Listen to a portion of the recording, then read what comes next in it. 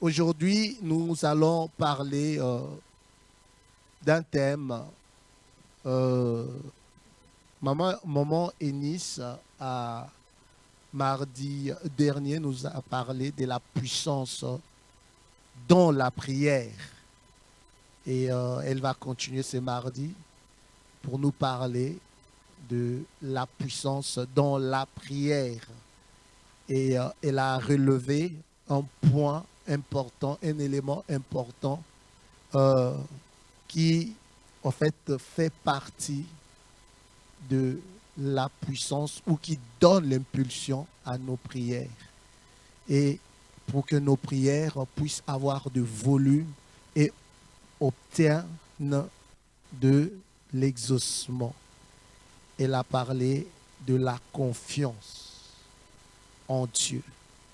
Voilà pourquoi j'aimerais aussi aller dans ce sens-là, donner un peu de la voix à ce point de la confiance.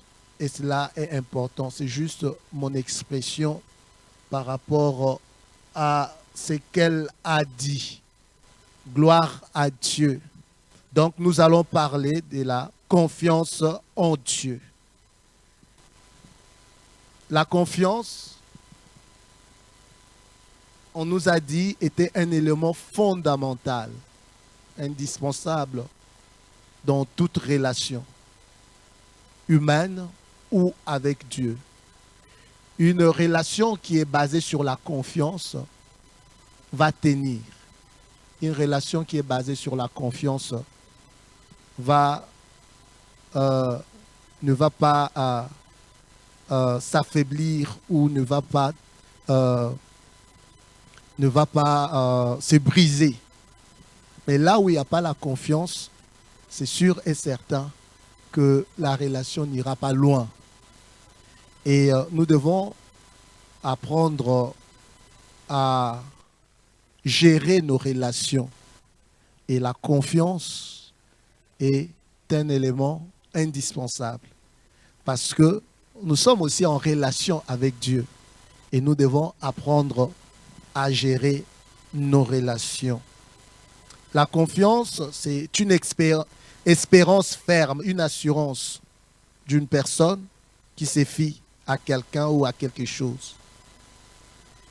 Mais en lisant la Bible et selon l'origine de ce mot, nous voyons qu'il y a un lien entre la confiance, la fidélité et la foi. Et quand on dit, par exemple, qu'on fait confiance à quelqu'un, c'est croire que cette personne veut nous faire du bien ou bien nous veut que notre bien, que cette personne peut nous protéger de tout mal et que nous pouvons compter sur la personne. Donc quand on fait confiance à quelqu'un, on peut compter sur cette personne. Et nous voyons dans la Bible des personnes qui ont fait confiance à Dieu. Et toutes ces personnes-là n'ont pas été déçues. On peut voir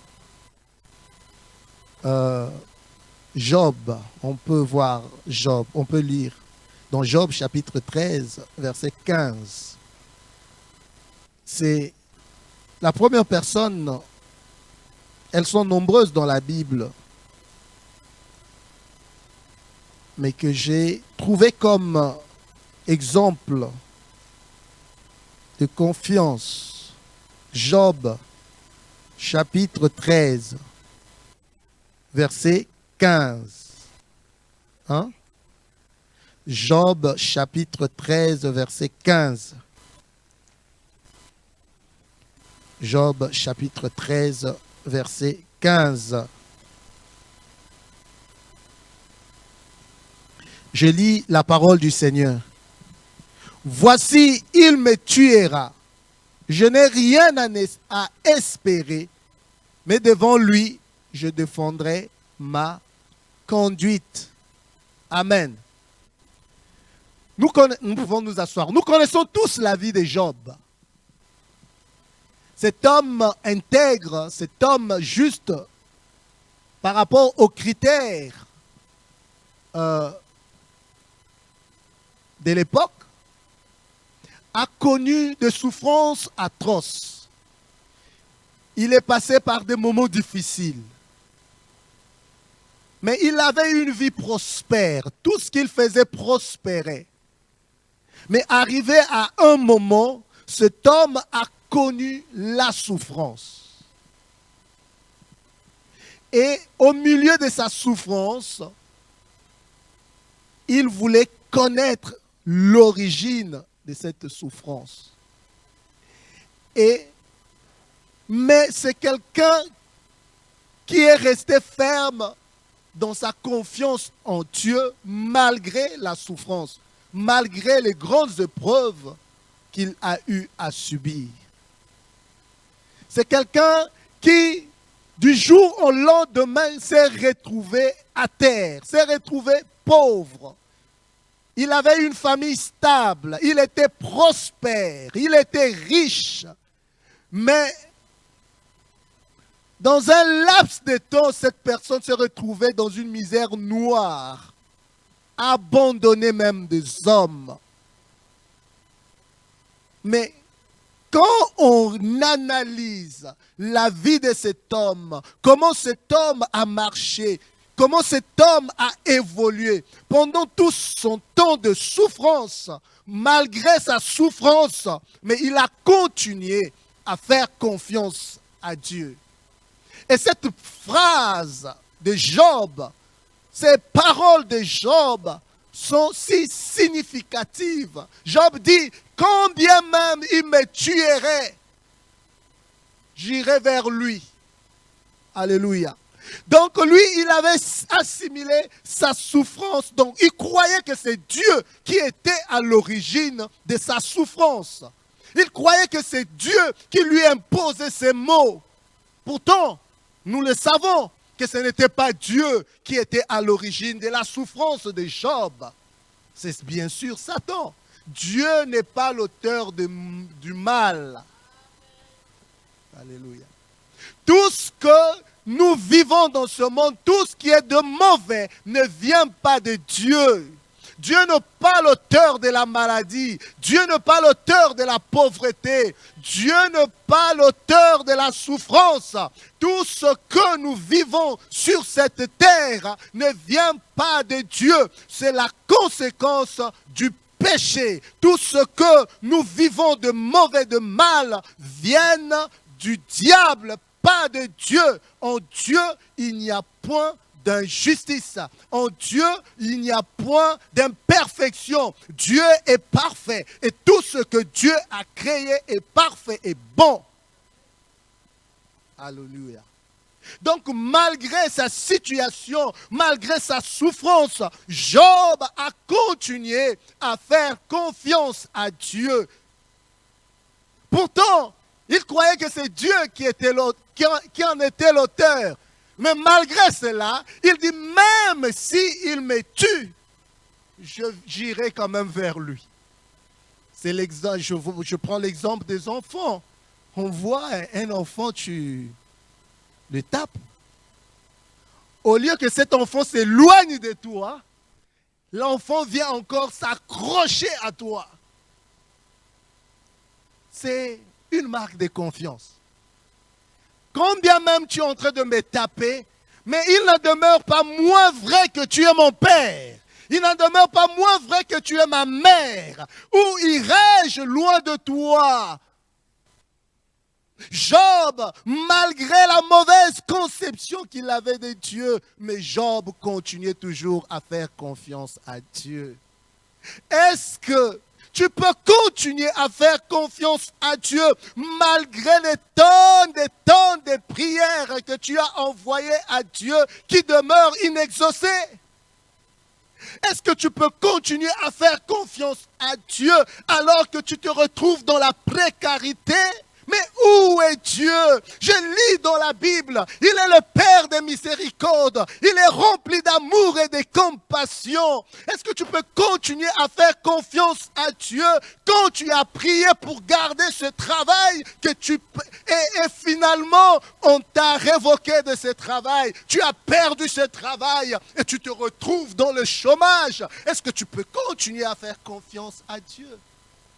Est-ce que tu peux continuer à faire confiance à Dieu pour sauvegarder cette famille malgré tes prières, malgré les prières que tu as dû faire pour sauvegarder ton mariage, mais finalement, cela n'a pas eu lieu. Tu peux continuer à faire confiance à Dieu. Est-ce que tu peux continuer à faire confiance à Dieu alors que tu as prié, tu as jeûné, tu as cherché sa face, tu étais sûr que Dieu interviendrait, mais finalement, Dieu n'est pas intervenu. Tu peux continuer à faire confiance à Dieu. Malgré la situation difficile de Job, Job est demeuré ferme dans sa confiance à Dieu. Malgré ses incompréhensions, ses interrogations, Job est resté confiant à Dieu. Et à la fin, on voit que Job a été restauré. Job dit, mon oreille avait entendu parler de Dieu, mais maintenant mon œil l'a vu. Alléluia. C'est la fin qui justifie le moyen. Dieu est Dieu, il est au contrôle de tout. Dieu n'est jamais pris en dépourvu. Dieu contrôle tout. Dieu sait tout. Rien n'échappe à son contrôle. Et des fois même dans nos prières, nous informons Dieu de ce que nous vivons. C'est comme si Dieu ne le connaissait pas. C'est comme si Dieu ne le savait pas. Mais Dieu voit tout. Dieu sait tout. Alléluia. On lui apprend absolument rien. Mais est-ce que nous pouvons continuer à faire confiance à Dieu?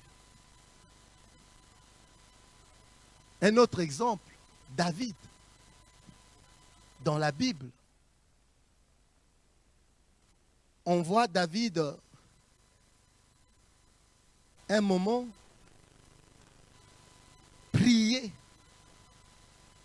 pour ne pas perdre son fils, son enfant. Il a jeûné même pour ça. Mais en fin de compte, cet enfant est mort.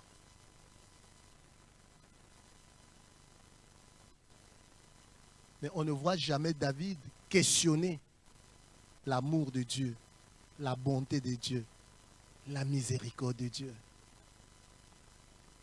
Quand nous passons dans des moments difficiles, nous nous lamentons, nous taxons Dieu sans pour autant le dire tout haut. Dieu de mauvais.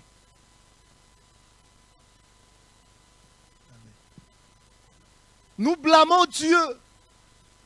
Même des fois, quand on rend des actions de grâce, mais en réalité, au fond de notre cœur, nous disons, Dieu, tu es méchant. Dieu, tu n'as pas intervenu. Dieu, pourquoi tu n'as pas agi? Dieu, ce n'est pas normal.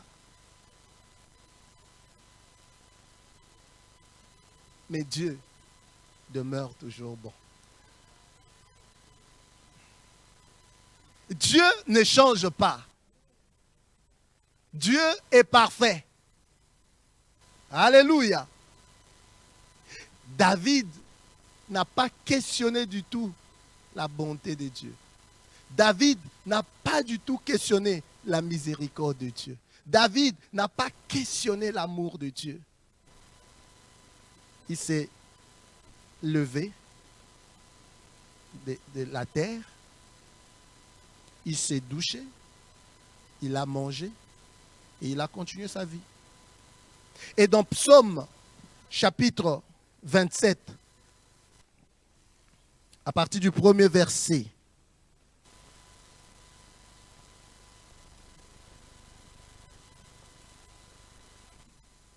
Psaume chapitre 27, à partir du premier verset, nous pouvons lire.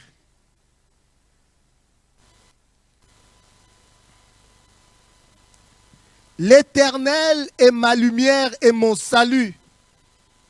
De qui aurais-je crainte? L'Éternel est le soutien de ma vie. De qui aurais-je peur? Quand les méchants s'avancent contre moi pour dévorer ma chair, ce sont des persécuteurs et mes ennemis qui chancellent et qui tombent. Et si une armée s'est campée contre moi, mon cœur n'aurait aucune crainte. Et si une guerre s'est levée contre moi, je serai, malgré cela, plein de confiance. Alléluia. Nous pouvons nous asseoir. David, c'est un exemple d'un homme qui a fait confiance à Dieu sans tergiverser. Il est passé par des moments difficiles. Il est passé par une souffrance difficile. Il a connu le rejet. Il a connu l'abandon. Il a connu des tragédies dans sa vie. Mais David a toujours fait confiance à l'Éternel, sans tergiverser. Il a toujours fait confiance à Dieu, sans relâche. Il dit, l'Éternel est ma lumière et mon salut. De qui aurais-je crainte? L'Éternel est le soutien de ma vie. De qui aurais-je peur? Il dit, quand les méchants s'avancent pour dévorer ma chair, ce sont mes ennemis qui tombent, qui chancellent. Il dit, même si une armée s'est levée contre moi, je serai malgré cela sans crainte. Oh David, il ne dit pas un soldat qui se lève contre moi. Il ne dit pas une légion qui se lève contre moi. Il ne dit pas un bataillon qui se lève contre moi. Il dit une armée qui se lève contre moi, campe autour de moi. Je serai malgré cela sans crainte. Qu'est-ce qui lui fait dire ça? C'est-à-dire David a connu quelque chose de Dieu. Alléluia. Est-ce que nous pouvons dire au milieu de la souffrance, de la maladie, au milieu du monde qui est en panique, de ce monde qui souffre, qui pleure, que nous sommes confiants à l'Éternel, que Dieu est là? Mais généralement, nous n'avons pas cette confiance. Nous nous plaignons, nous jugeons Dieu, nous les blâmons même. Mais quand on voit l'attitude de David, il n'y a jamais eu de plainte, il n'y a jamais eu de blâme, il n'y a jamais eu de paroles mauvaises à l'égard de Dieu. Il a continué toujours à faire confiance à Dieu. Une autre personne dans la Bible qui a fait confiance à Dieu, Shadrach, Meshach, Abed-Nego, dans Daniel chapitre 3, versets 18 à 28. Daniel chapitre 3, versets 18 à 28.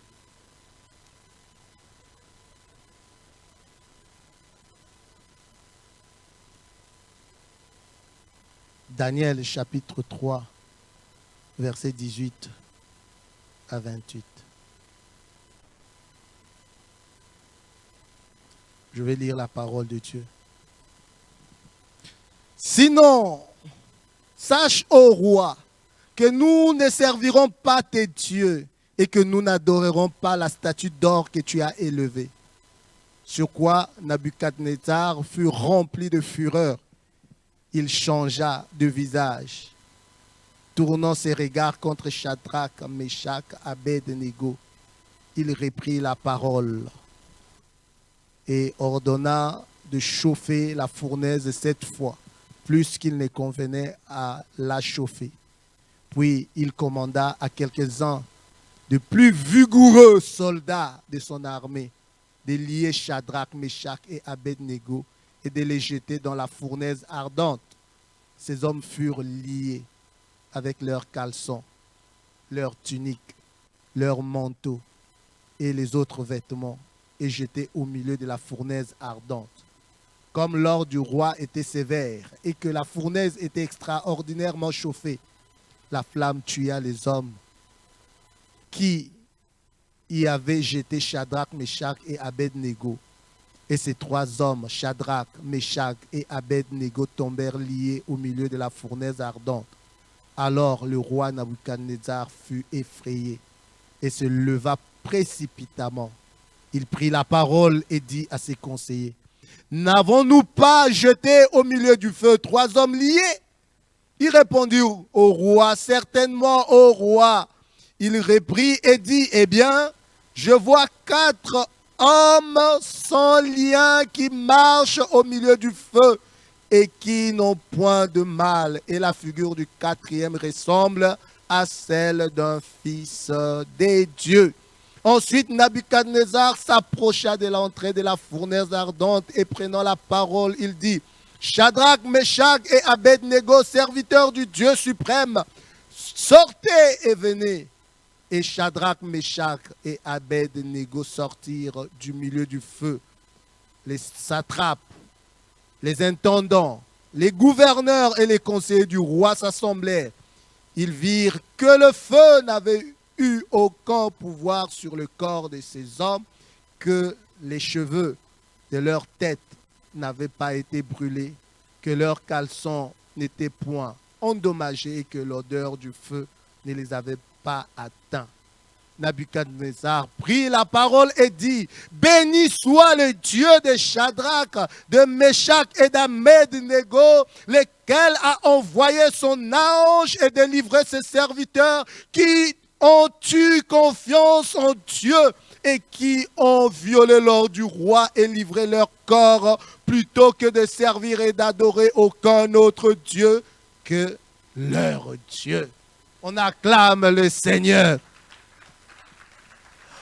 Voilà le fruit de la confiance en Dieu. Cet homme, ces 3 hommes, ces 3 jeunes Hébreux, Shadrach, Meshach, Abed-Nego, se retrouvaient face à une preuve terrible. Ils devaient renier leur Dieu. Ils devaient offrir leur adoration à un semblant de Dieu, à un faux Dieu. Ils devaient se courber devant des statuettes. Mais ces 3 Hébreux, ces 3 jeunes gens qui connaissaient leur Dieu, ces 3 jeunes gens n'ont pas fléchi leurs genoux, n'ont pas cédé à l'intimidation. Ils ont préféré mourir que d'adorer les idoles. Ils n'ont pas voulu renier leur Dieu. Ils n'ont pas cherché à rentrer dans la compromission. Ils ne se sont pas laissés effrayer. Ils ont accepté même le supplice d'être consumés par le feu que d'adorer un faux Dieu.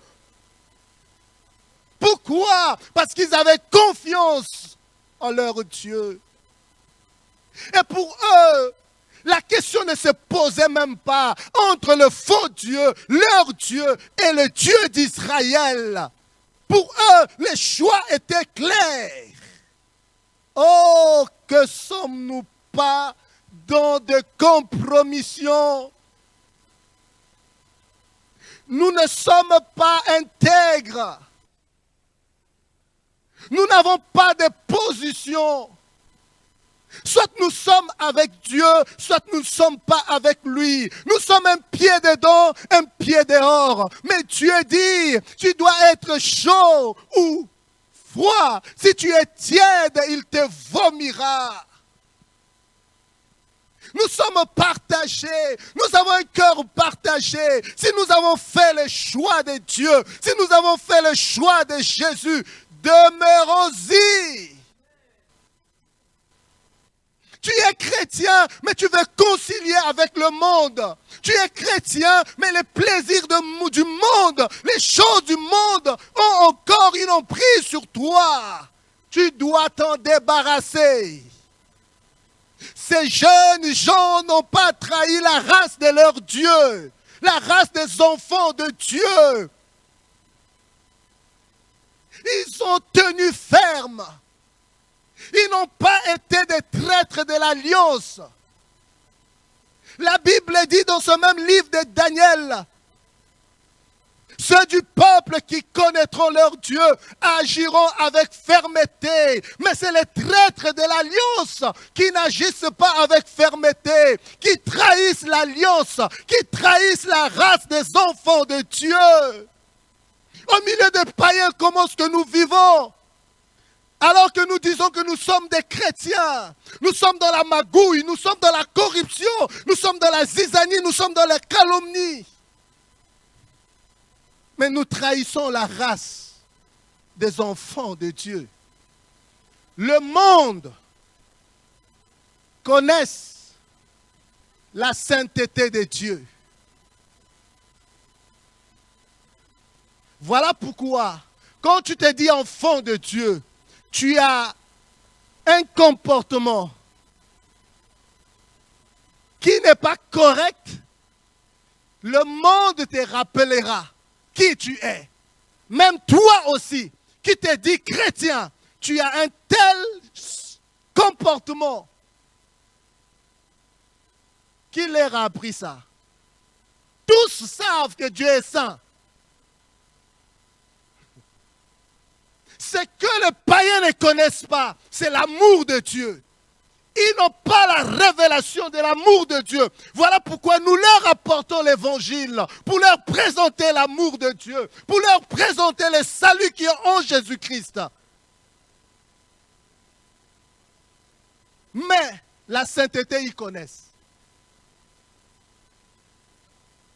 Si réellement tu marches en enfant de Dieu, tu marqueras la différence. Partout où tu es, sans pour autant parler, sans pour autant avoir une Bible en main, sans pour autant dire que Jésus t'aime, Jésus vous aime, ton comportement témoignera et on te posera la question. Il y a quelque chose de différent en toi, il y a quelque chose de particulier en toi, il y a quelque chose qui te distingue des autres.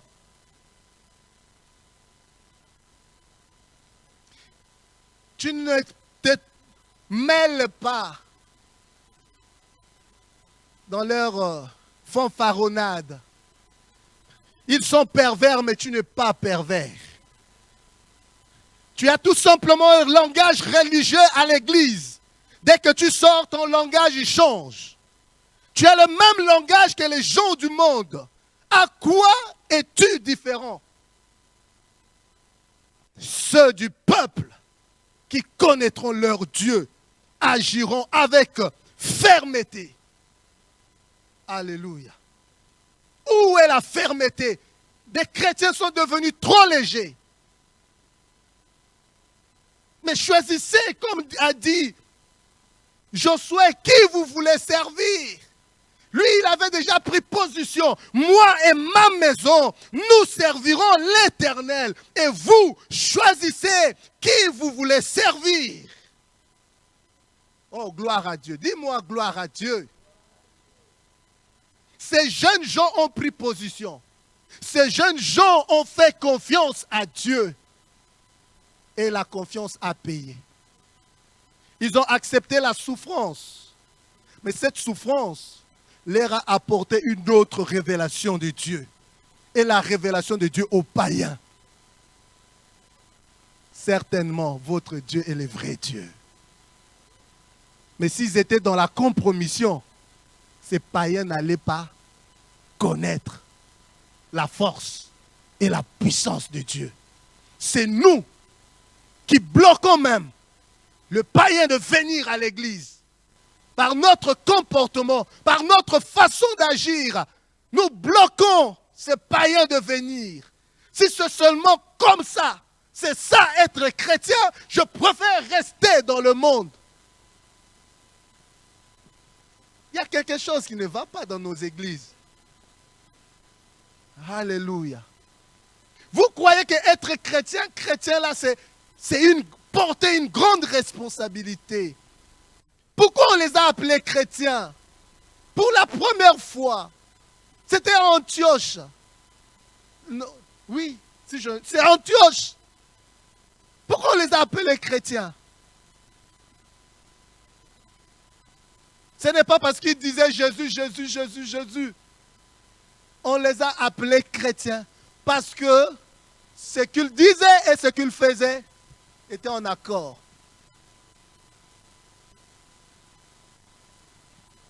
Que la gloire revienne au Seigneur. Donc nous voyons ces trois jeunes gens qui ont fait confiance à Dieu. Et la confiance a fait quoi? La confiance a payé. Alléluia. Les exemples sont comme ça dans la Bible. On voit des gens qui sont demeurés fermes dans leur confiance en Dieu. Mais le modèle parfait de la confiance en Dieu, le modèle parfait de la confiance en Dieu s'appelle J-E-S-U-S.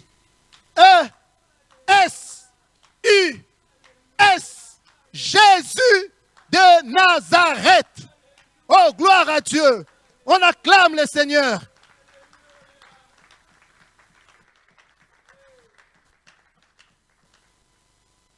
Nous allons lire la parole de Dieu. Psaume chapitre 16, verset... Non, on commence par le psaume chapitre 18, versets 28 à 30. Psaume chapitre 18. Psaume chapitre 18.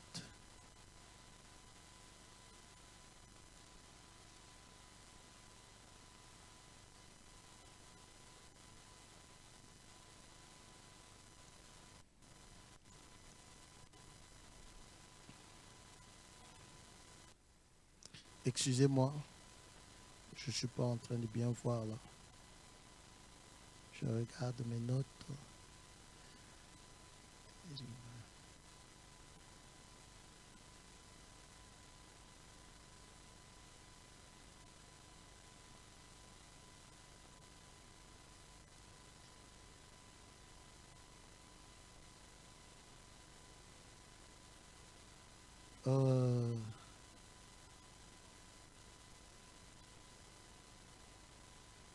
Lisons Psaume chapitre 16, verset 10. Qu'est-ce que ce psaume dit? Oui. Psaume chapitre 16, verset 10. Je lis la parole de Dieu. Car tu ne livreras pas mon âme au séjour des morts. Tu ne permettras pas que ton bien-aimé voie la corruption. Tu me feras connaître le sentier de la vie. Il y a d'abondantes joies devant ta face, des délices éternelles à ta droite. Nous pouvons lire tout ce psaume. On peut commencer par le verset premier. Garde-moi, ô Dieu, car je cherche en toi mon refuge.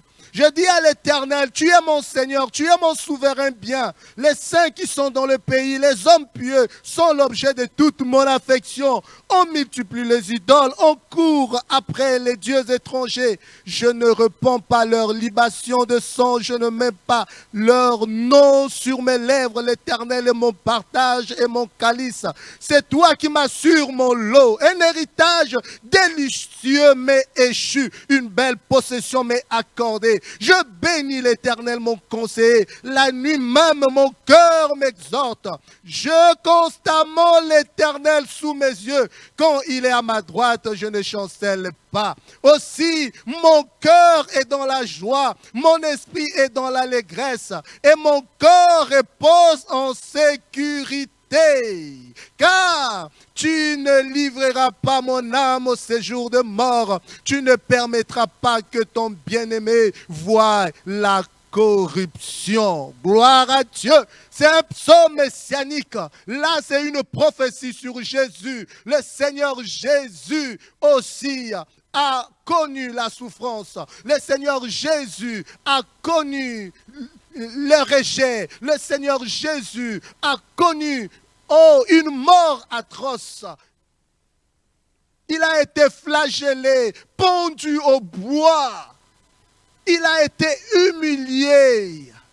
Mais le Seigneur Jésus, jusqu'à la fin, même quand il était cloué, son témoignage n'a pas changé, son langage n'a pas changé.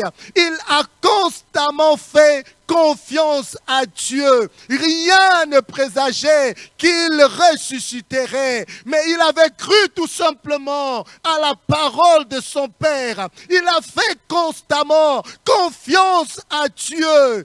Et le Seigneur, même dans le séjour de mort, il dit que j'avais constamment mes regards devant toi. Je savais que tu es fidèle, que tu ne m'abandonneras pas dans le séjour de mort. Et aussi, le troisième jour, Dieu a ressuscité Christ d'entre les morts. Il a appris l'obéissance par les choses qu'il a souffertes. Jamais on voit Jésus en train de se plaindre. Joseph, type de Christ, jamais on voit Joseph en train de se plaindre quand on l'a vendu, quand on l'a arrêté, quand il était en prison, jeté dans le puits. Joseph ne s'est jamais plaint. Il avait confiance en Dieu. Comme Jésus, notre Seigneur, avait confiance en Dieu, le modèle parfait de la confiance en Dieu. Jusqu'à la mort, il avait confiance en Dieu. Il avait le regard qui tournait vers Dieu. Il était sûr. Parce que je vous parle là de Jésus homme. Je ne vous parle pas de Jésus Dieu. Quand il est venu pour libérer, pour sauver l'humanité, il devait être le sauveur en tant qu'homme. Il a exercé le ministère en tant qu'homme, non en tant que Dieu.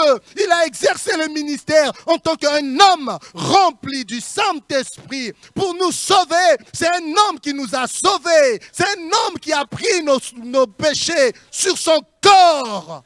C'est un homme. Ce n'était pas Dieu.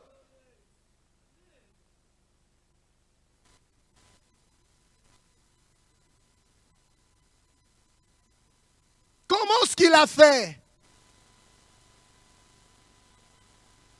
Il avait confiance à Dieu. Il avait confiance en Dieu. Quand il est sorti de l'eau du baptême, il y avait un témoignage qui a été libéré sur lui. Voici mon fils bien-aimé en qui j'ai mis toute mon affection. À la montagne de transfiguration, voici mon fils bien-aimé en qui j'ai mis toute mon affection. Écoutez-le. Il savait que Dieu l'aimait.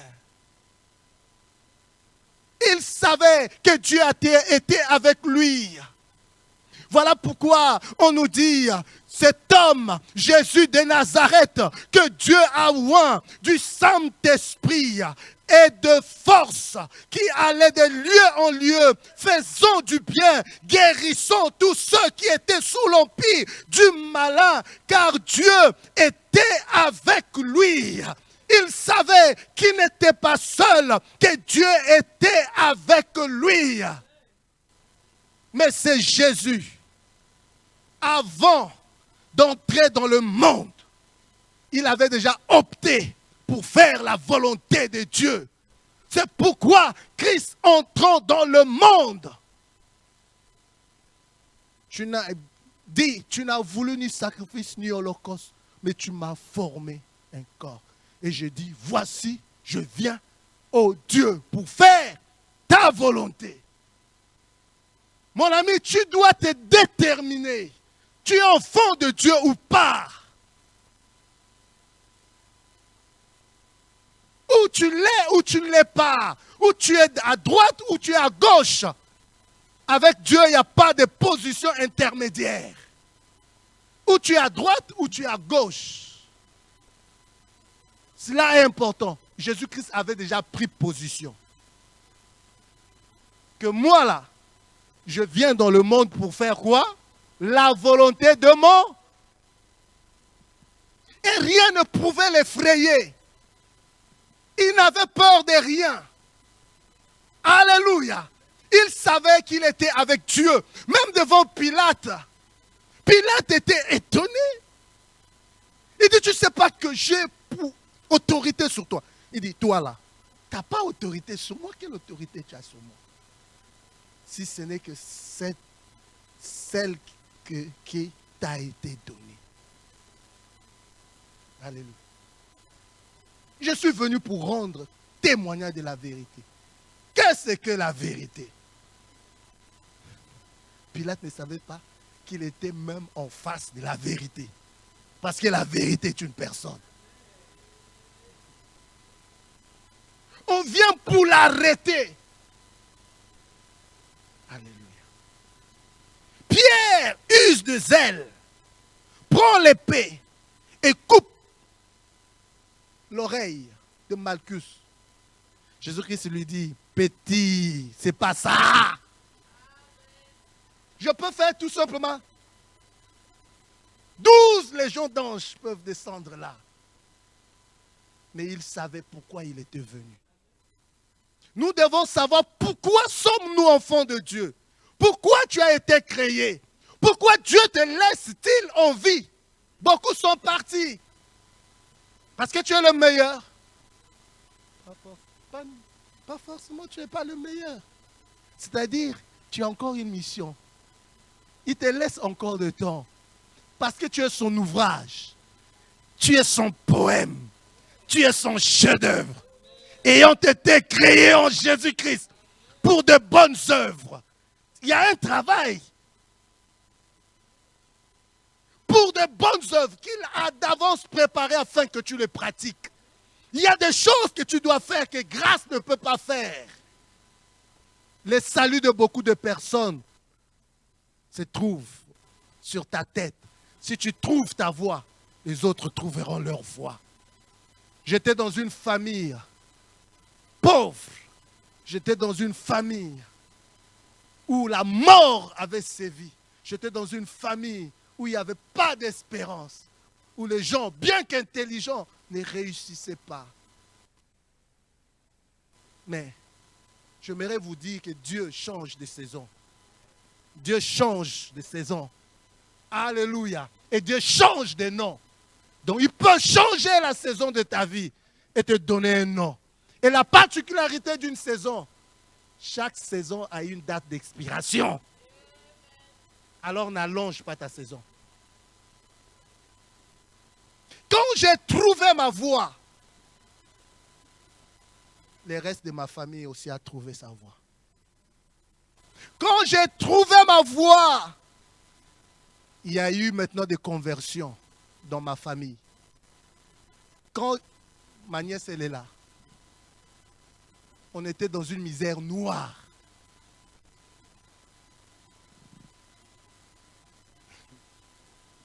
Quand j'ai trouvé ma voie, le salut est rentré dans ma famille. Quand j'ai trouvé ma voie, la prospérité est rentrée dans ma famille. Quand j'ai trouvé ma voie, un de mes frères est devenu cadre.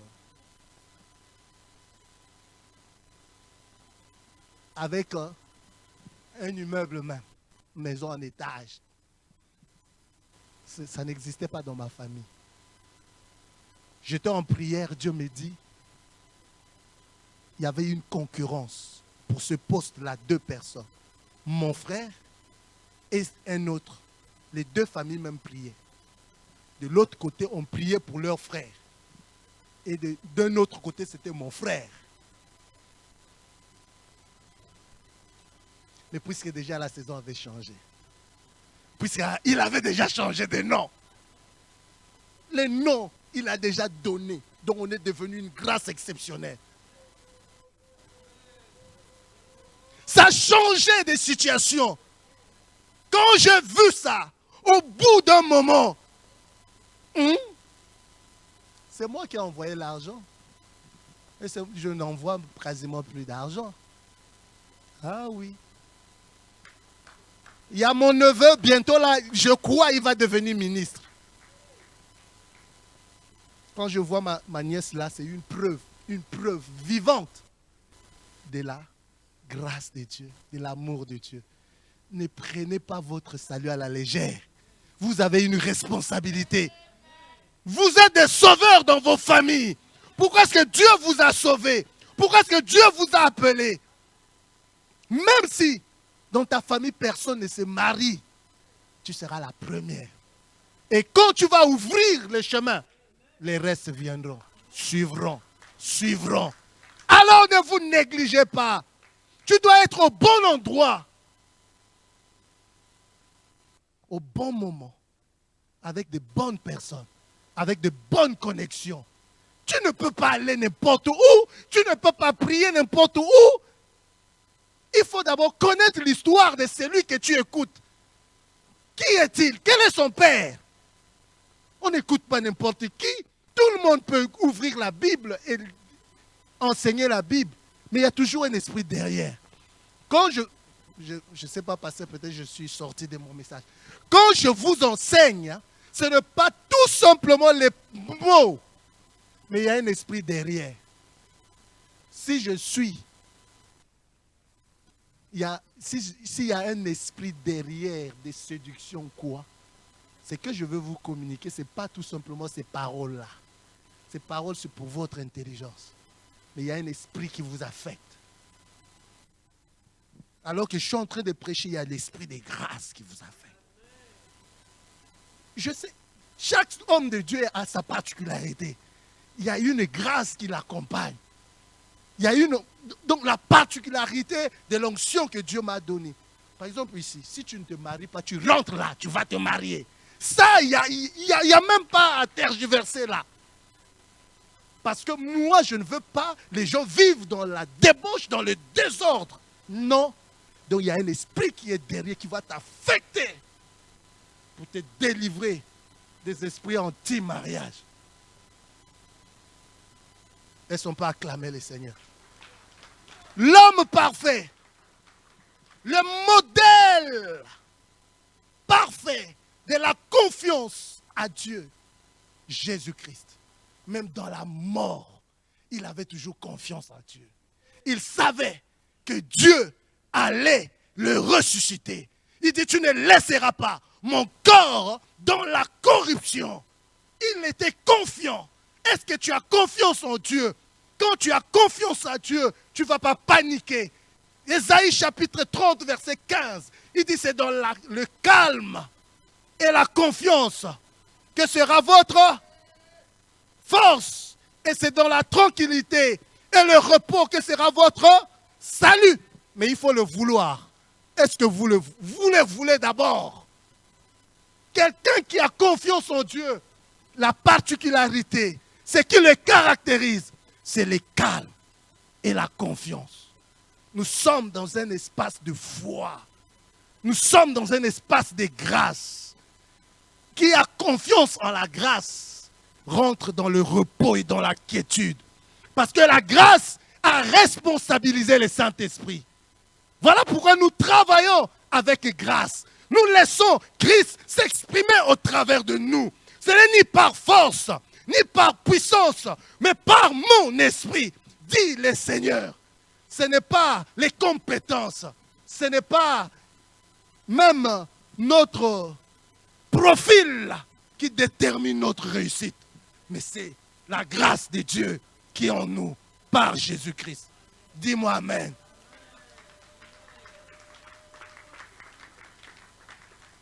Alors, apprendre à faire confiance à Dieu. Mais la confiance, dans le monde, on dit la confiance est gagne. La confiance, ce n'est pas quelque chose que on vous donne sur un plateau d'or ou d'argent. Oui, au premier abord, si tu regardes quelqu'un, la personne peut dégager quelque chose qui te met en confiance. Mais c'est le temps qui détermine. C'est le temps. Et quand on perd la confiance d'un homme, d'une personne, c'est difficile de la retrouver. Là, tu dois prouver que tu es digne de confiance. Mais en Christ, Dieu nous fait confiance. Parce que tel qu'il est, tel nous sommes. Nos fondements, notre fondation se trouve dans l'amour de Dieu. Nous croyons en la justice de Christ. Et dans le présent, les faveurs exceptionnelles de Dieu nous accompagnent. Dieu nous fait confiance. Mais tu dois prouver que tu es digne de confiance. Il dit à Abraham, je sais maintenant que tu me crains, que tu crains Dieu. Est-ce que Dieu qui est omniscient ne le savait pas? Il voulait tout simplement démontrer à Abraham quelque chose qu'il avait qu'il ne connaissait pas, qu'il ne savait pas. Les gens qui proclament, oh, sur le toit, j'ai la foi, j'ai la foi. La foi, elle est inconsciente. La foi, c'est les actes qui démontrent que quelqu'un a la foi. Jacques a dit, montre-moi la foi et je te montrerai les œuvres de la foi. Ce n'est pas le fait de crier, j'ai la foi, j'ai la foi. Non, la foi, elle est inconsciente. Mais la foi agit. La foi s'exprime. Et on voit le résultat de la foi. La foi est démonstrative. Et la confiance, c'est pareil. Tu as confiance à quelqu'un, cela va se démontrer par la fidélité. Parce que je dis que foi, fidélité, confiance, c'est la même racine.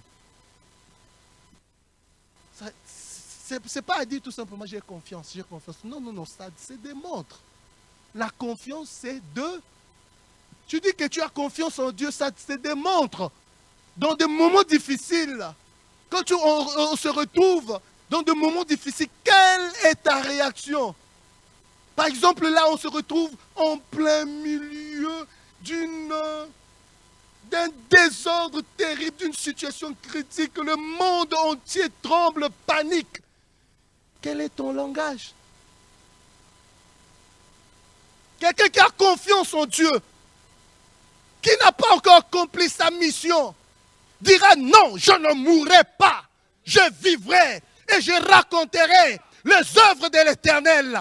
Parce que je n'ai pas encore accompli, c'est pourquoi Dieu m'a amené sur cette terre. Je dis non, je ne mourrai pas, je vivrai et je raconterai les œuvres de l'Éternel. Même si le malheur arrive, la Bible déclare, le malheur atteint souvent les justes, mais l'Éternel l'en délivre toujours.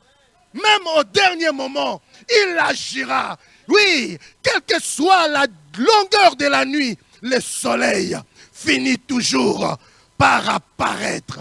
Dieu est vrai, Dieu est réel, ses promesses sont véritables. Ce qu'il a dit sur moi, ça s'accomplira. Quel que soit le complot de l'enfer, quel que soit le projet de l'enfer, faites des complots, cela ne réussira pas. Car Dieu est avec moi. Avec Dieu, nous ferons des exploits. Bientôt, Dieu écrasera Satan sous nos pieds.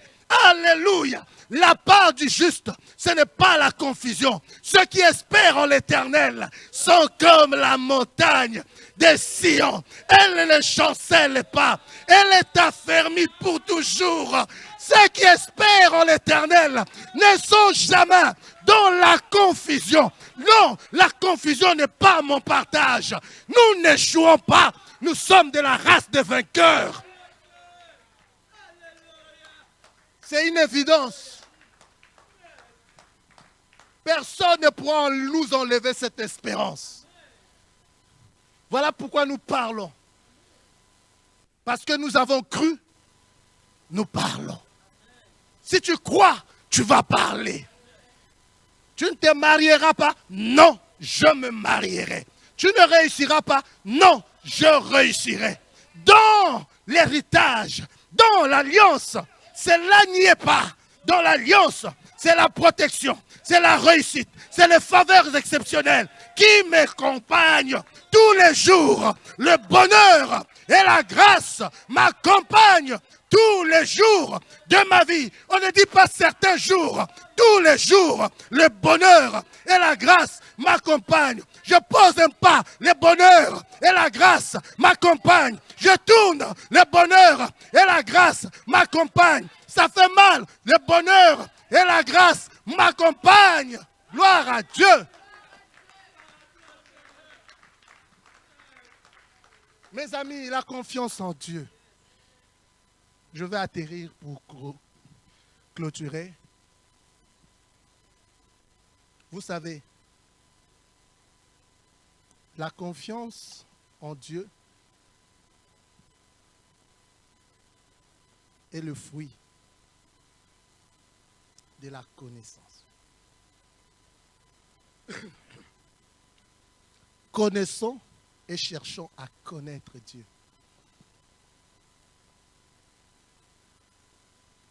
Dieu est digne de confiance à cause de son caractère. Nous pouvons faire confiance en Dieu à cause de son caractère. Vous savez, le caractère, c'est quelque chose d'immuable, quelque chose qui ne varie pas, quelque chose qui ne change pas. Si on dit 1, c'est 1. 2, c'est 2. 3, c'est 3. C'est ça le caractère. Le caractère, c'est comme un produit déjà fini. Vous voyez une statuette déjà finie, vous la regardez, ça reste comme ça. Ça ne bouge pas, bien fixé. Le caractère aussi, c'est comme ça. Et Dieu ne change pas.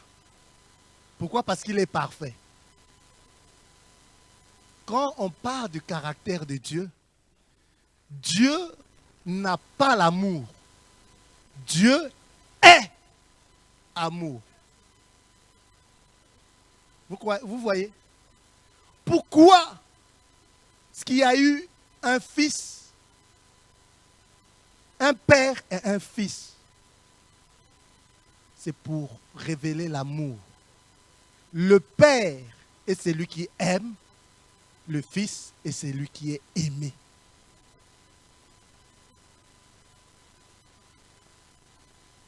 Et l'amour c'est, comment on dit?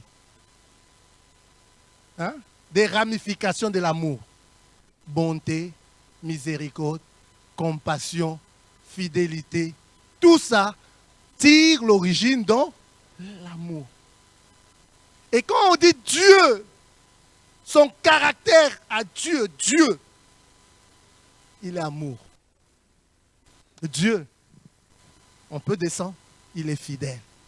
Fidèle à lui-même, fidèle à sa parole, fidèle à son engagement, fidèle à son alliance. Dieu est bon. Et aussi, puisque Dieu ne change pas, Israël a connu Dieu, a eu la révélation de la bonté de Dieu.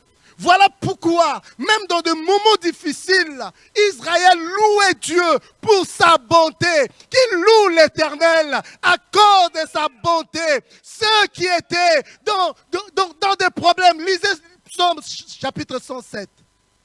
Vous allez voir que Israël louait Dieu à cause de sa bonté. Dieu est fidèle à lui-même. S'il te dit quelque chose, il ne va pas changer. Les dons de Dieu sont irrévocables. Quand Dieu t'a donné, il t'a donné. il ne reprendra pas ce qu'il t'a donné. Toi-même, tu peux perdre ce qu'on t'a donné. Mais Dieu, quand il te donne, il ne reprend plus. Nous pouvons faire confiance à Dieu à cause de sa bonté, à cause de son caractère. Mais aussi, nous pouvons faire confiance à Dieu à cause de notre position en Christ. À cause de notre position dans l'alliance. Voyez Israël, ils pouvaient se retrouver dans de combats terribles, dans des situations difficiles, mais ils avaient toujours conscience du Dieu de l'alliance. David devant Goliath a mis en exergue l'alliance. Ils avaient conscience du Dieu de l'alliance. David devant Goliath, il savait qu'un homme de l'alliance ne peut pas rentrer en guerre, ne peut pas combattre et être battu. Impossible. Dieu se souvient toujours de son alliance. Ils étaient en Égypte. Dieu se souvenu de quoi? De l'alliance. L'alliance parle toujours. Et nous sommes dans la nouvelle alliance. Nous sommes dans l'alliance de la grâce. Nous sommes dans une alliance éternelle avec des promesses inconditionnelles, c'est-à-dire des promesses véritables. Il n'y a pas de conditions à cela. Nous sommes dans une alliance. Aucun cas de force majeure ne peut faire en sorte que cette alliance soit rompue.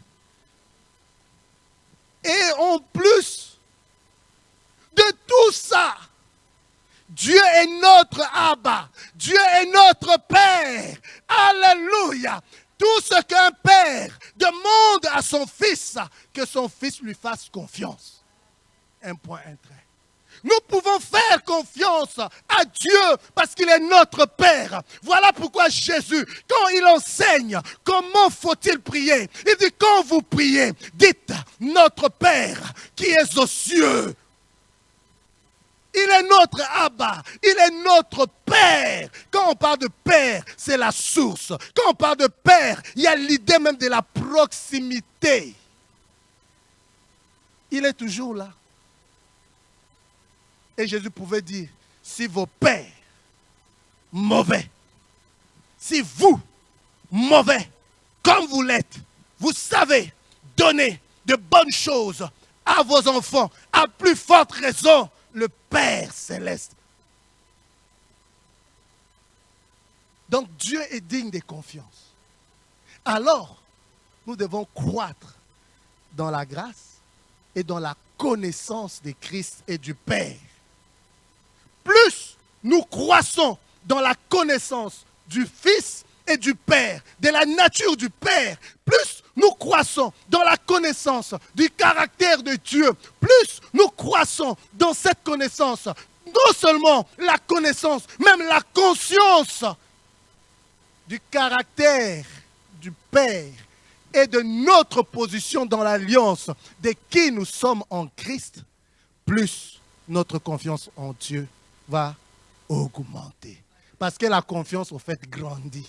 Notre confiance va grandir, grandir, grandir. Et face aux épreuves, nous pouvons toujours continuer à marcher la tête haute. Que Dieu vous bénisse.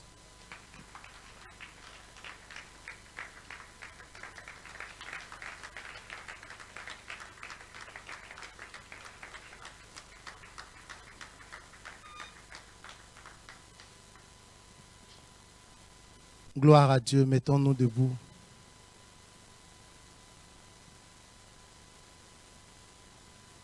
Est-ce que tu peux faire encore confiance à Dieu? La confiance, c'est un élément fondamental qui engendre la puissance dans la prière. La confiance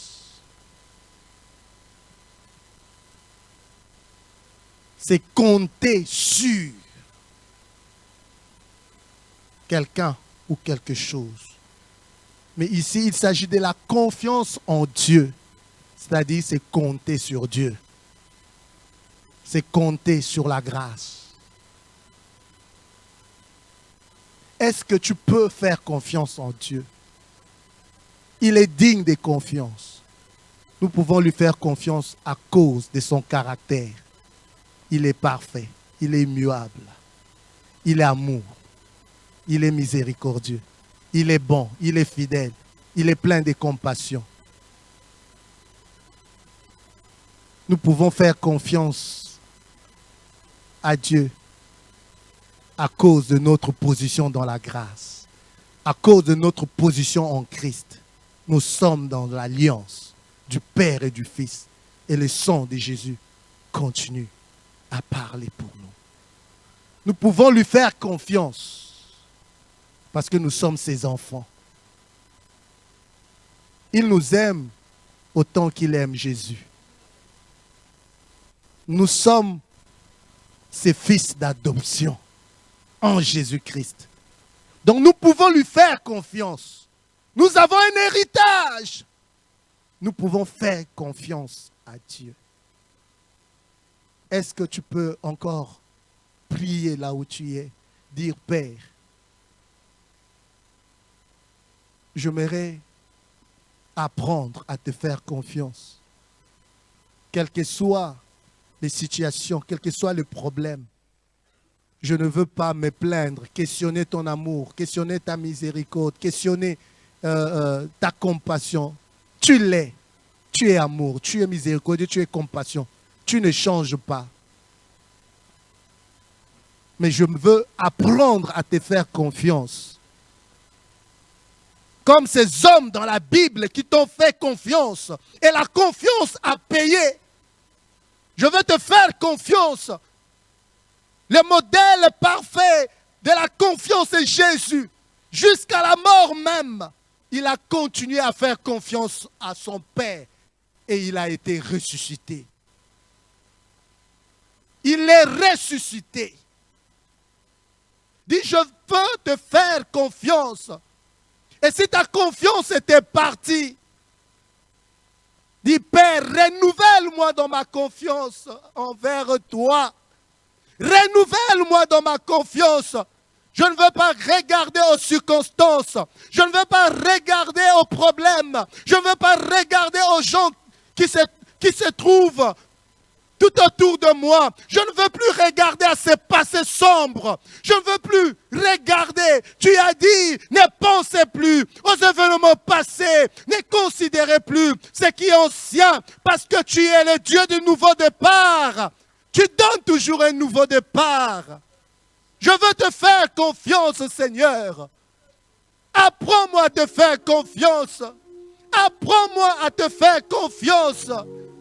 Oh Seigneur, je sais que tu es le même. Hier, aujourd'hui et éternellement. Tu ne changes pas.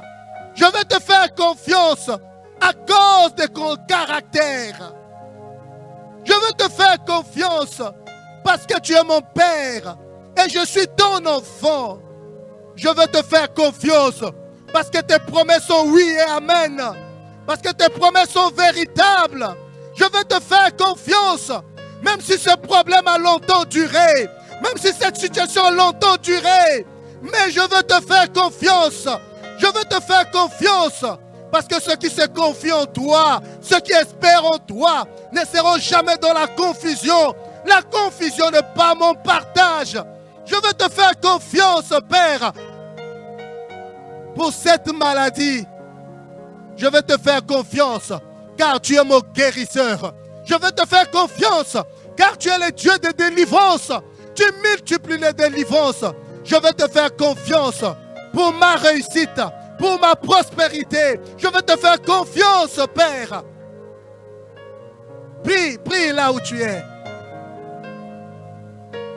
Je veux te faire confiance.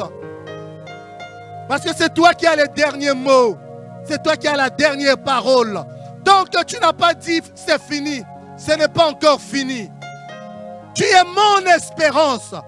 Je veux te faire confiance pour mes enfants. Je veux te faire confiance pour mes enfants. Je veux te faire confiance, Père. Dis, je veux te faire confiance, Père. Je veux te faire confiance pour mon relèvement. Riba shekeriabai. Manderiababoshi. Riobo shekeriabai. Je veux te faire confiance. Je veux te faire confiance. Même si je ne comprends rien. Même si je ne vois rien. Mais je veux te faire confiance. Tu es digne de confiance. Ta parole est véritable. Je veux te faire confiance. Ta parole a dit.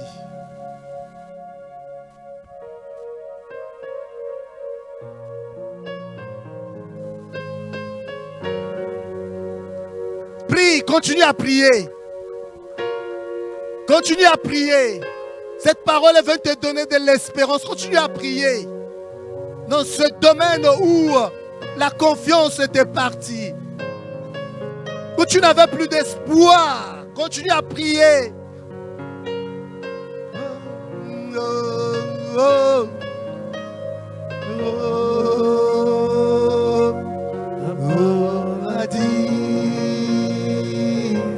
Ta parole ne ment pas.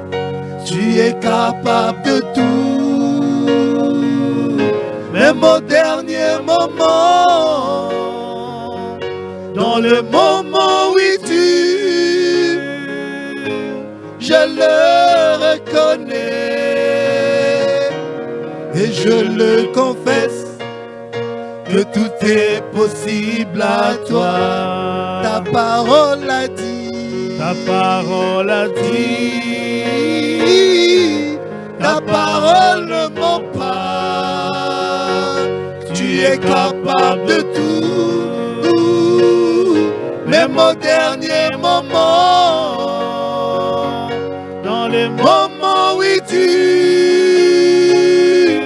je le reconnais